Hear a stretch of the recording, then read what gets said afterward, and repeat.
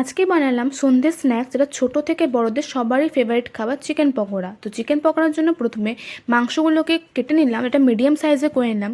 তারপর মাংসটাকে ম্যারিনেট করার জন্য প্রথমে দিলাম নুন, হলুদ গুঁড়ো, লঙ্কা গুঁড়ো, আদা রসুন বাটা, লঙ্কা বাটা এবং জিরে বাটা এবং লেবুর রস আর গোলমরিচ গুঁড়ো এবং লাস্টে দিলাম সর্ষের তেল। এবার এটাকে দিয়ে ভালোভাবে মেখে নিলাম। চিকেন পকোড়া বানানোর জন্য যত মাংসটাকে ম্যারিনেট করবে তত বেশি খেতে ভালো, তো বেশি ভালোভাবে মেখে নিলাম। এরপর এটাকে মাখার পর আমি মোটামুটি 5 থেকে 6 ঘন্টার জন্য এটাকে ফ্রিজে রেখে দিয়েছিলাম। ও যার হাতে যত সময় থাকবে, তোমাদের হাতে যদি কম সময় থাকে তোমরা কম সময়ের জন্য রাখতে পারো। তো তারপরে ফ্রিজ থেকে বার করে এটার মধ্যে দিলাম পেঁয়াজ কুচি, লঙ্কা কুচি এবং 2টো ডিম। তার মধ্যে দিলাম সামান্য বেসন এবং একটু বেশি পরিমাণে চালের গুঁড়ি।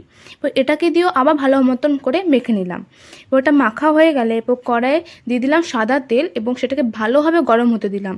ভালোভাবে গরম করে একটার পর একটা আমি চিকেন পকোড়াগুলোকে ছেড়ে দিলাম। এই সময় গ্যাসে ভলিউমটাকে রাখতে হবে মিডিয়াম, বেশি রাখলে উপরে অংশটা পুড়ে যাবে আর ভিতরের মাংসটা কাঁচা রয়ে যাবে। তারপর হালকা হালকা ব্রাউন হয়ে গেলে চিকেন পকোড়াগুলোকে তুলে নিলাম। তাহলে রেডি হয়ে গেল গরম গরম চিকেন পকোড়া। ভিডিওটি কেমন লাগলো কমেন্ট করে জানিও। টাটা।